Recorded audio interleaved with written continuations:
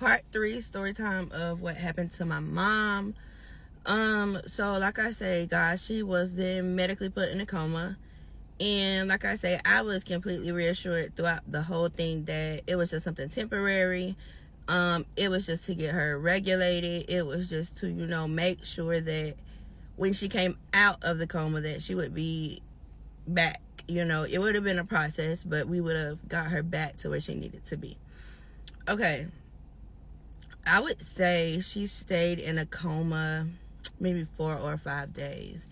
And now at this time, she doesn't react. She doesn't blink. She sleeps. She's, anything that you do, it's really kind of like you're just talking to someone who's already gone, if that makes sense. And it got to the point where I was just like, this is so mentally draining. And at this point, I had even started, the process of my separation at the time. And I just remember being so overwhelmed and not knowing if I was coming or going, if it was AM or PM. I was working longer hours now because I was going to be doing it by myself. I still had to be a parent. And now I was having to be my mom's full-time, person to make decisions. And that was very hard at the age of 21. So we get a call from the doctor, and the doctor's like, hey, I want to talk to you and your family. I need you guys to come up here. Can you guys schedule a time to come up here so we can talk? So at this time, I'm like, if my mom's gone, just tell me she's gone. And he was like, due to respect, I wouldn't tell you that over the phone knowing you have to drive almost an hour here. He said, but she is not.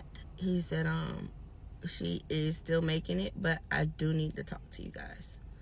So at this point, I call my brother. I tell my brother, please arrange, or let me know if I have to come get you, but we have to go to the hospital to meet about mommy. And, at this point, I think we're both scared. So we get into the meeting, and in the meeting, it's my mom's mom, her brother, my uncle, me, and my brother. And they say, we think it's best if we take her off life support.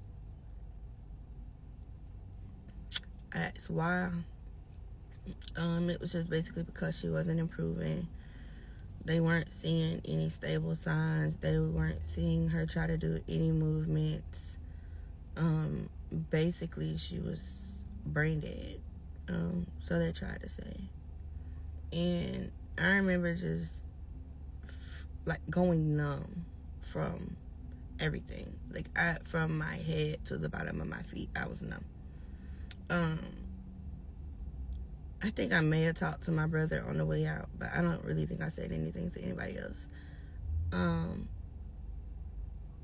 I couldn't understand. It was like she went to the ER because she just thought she needed fluids, a common cold. She always got a cold around her birthday or bronchitis around her birthday. And we thought this is what it was. Turns out my mom had one of the very first cases of COVID. That's why in one of the pictures you'll see like I have a full face mask on. And you had like when you went to go see my mom, you had to have this mask on and this suit.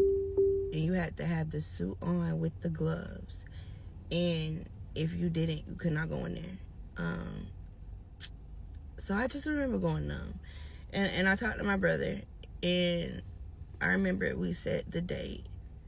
We were gonna go back March 5th at 6 o'clock. Imagine knowing that in 2 wake-ups, you're gonna take your mom off life support. Imagine trying to work knowing that in 2 days you have to take your mom off life support. It's the hardest shit of my life. But let's keep going.